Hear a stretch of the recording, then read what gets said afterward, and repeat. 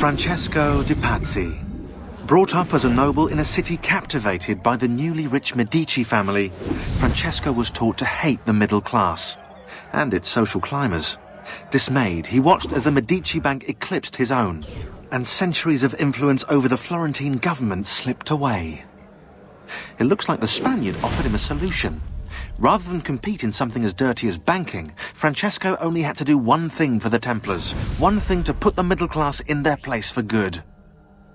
Kill the Medici. Giovanni Auditore tried to stop Francesco by putting him in jail, but the Templars took care of that.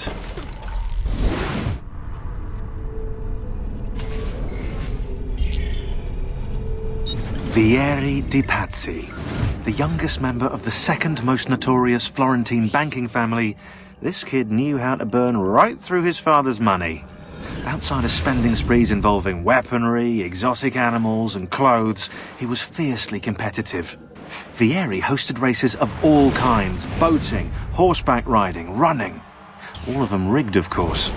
And get this, if through some amazing stroke of luck he ever lost, he'd invite the winner's entire family over for a victory dinner and serve them a meal to die for.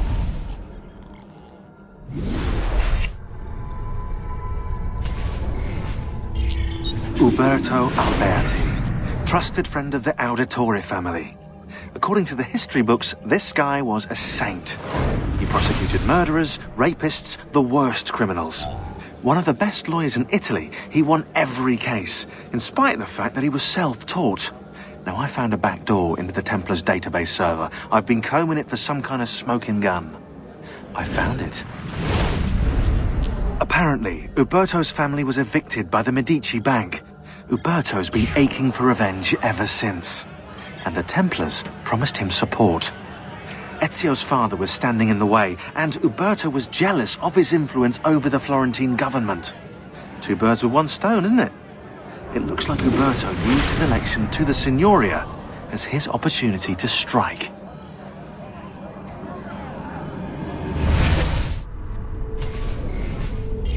Rodrigo Borgia, aka the Spaniard. A dark stain on human history, Rodrigo left a trail of blood a mile wide on his quest to unify Italy under the Templar banner. Anyone who opposed him ended up in little pieces inside a sack, or, if he was in a good mood, poisoned. Once he was crowned Pope, Rodrigo, or should I say Alexander VI, used his influence to wage war with any city that held out against the Templars. And then there were the rumoured X-rated atrocities. Hundreds of courtesans brought to the Vatican by the cartload, and the Pope's close friendship with his illegitimate daughter, Lucrezia. Oh yeah, and did I mention the killings never stopped? Throughout all his public debauchery, Rodrigo was quietly murdering his enemies behind the scenes, consolidating Templar power for the moment when they would seize control.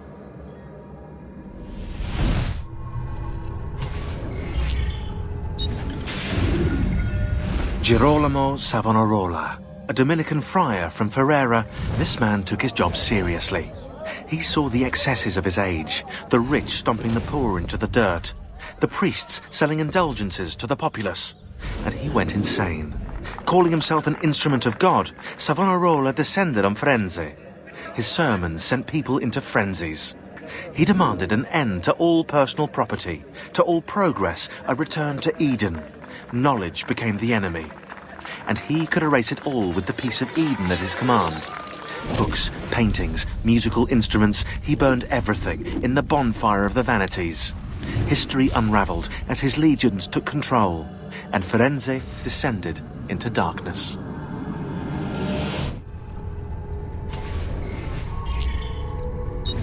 Cecco and Ludovico Orsi.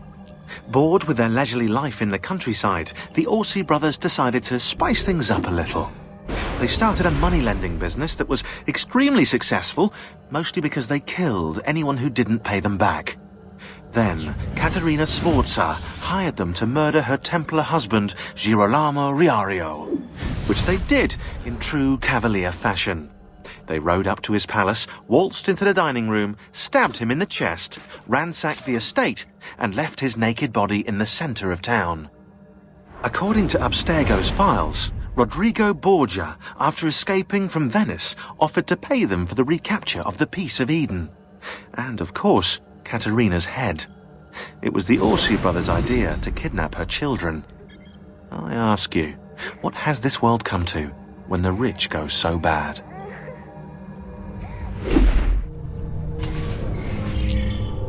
Silvio Barbarigo.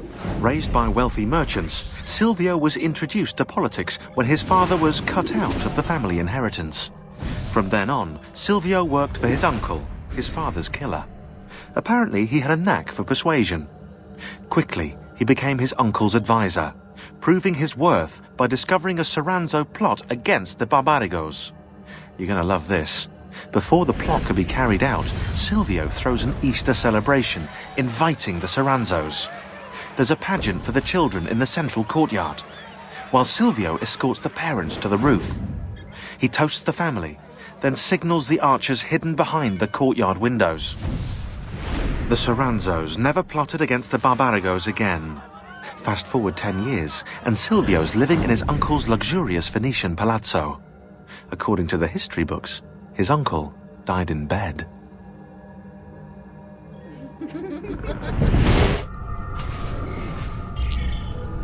Marco Barbarigo.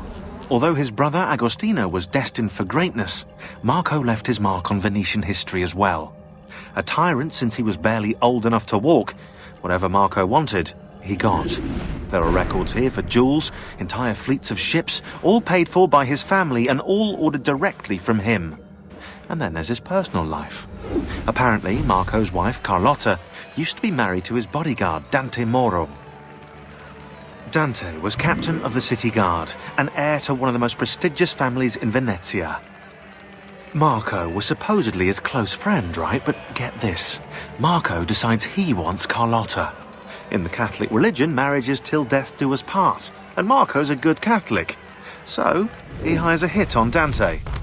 Dante gets stabbed 3 times in the body and once in the head. But he doesn't die. He recovers with severe brain damage. Dante becomes like a child. So, what does Marco do? Well, he hires Dante as his personal bodyguard, and he gets him to sign a confession annulling the marriage. Marco takes Carlotta and keeps Dante as his personal slave. What a lovely fella.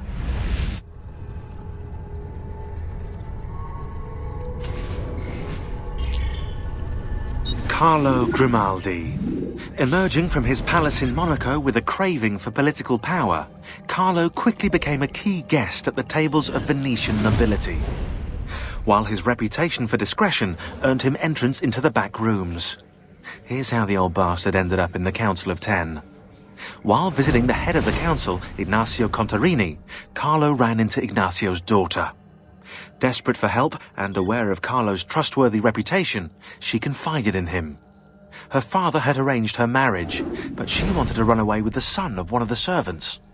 They'd been in love since they were children, and they planned to start a new life in Milan, where they could be free of her father. Carlo suggested immediate action, an escape by ship that night. The 2 lovers followed his instructions, and as they climbed the gangplank, they were free. That is, until Ignazio appeared on deck. Carlo was rewarded for his loyalty to the Contarini family, while true love, well, see for yourself.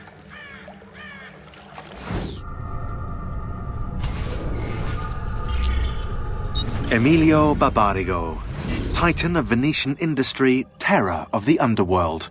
Aided by his powerful family, he cornered the market through smart business practices such as edging out the competition and lobbying the government.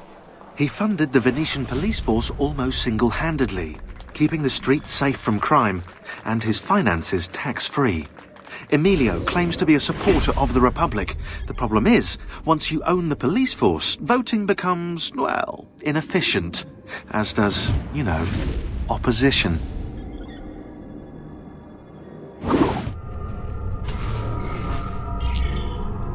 Jacopo de Pazzi, the money. This guy was the head of the Pazzi family, and he ran their banking business. An associate of Lorenzo de' Medici, he had nothing against him personally, so he hired 4 Templar hitmen to take care of the situation for him. Bernardo di Bandino Baroncelli. Brought up to hate the Medici family for the exile of his cousins, Baroncelli ran the numbers in the Pazzi Bank by day and murdered for the Templars at night. It was Baroncelli who delivered the first blow. Stefano de Bagnone. Known for his cruelty, Bagnone was trained in Rome as a Templar butcher. It was Bagnone who stabbed Lorenzo de' Medici in the back. Antonio Maffei. Witness to the sacking of Volterra by Florentine mercenaries, Maffei blamed Lorenzo. He joined the Templars to seek revenge. It was Maffei who slashed Lorenzo's neck. Archbishop Francesco Salviati. Convinced he would be the next Archbishop of Florence, Salviati was enraged when Lorenzo stood in his way. But the Templars were there to heal his wounds. It was Salviati who marched their troops into the city.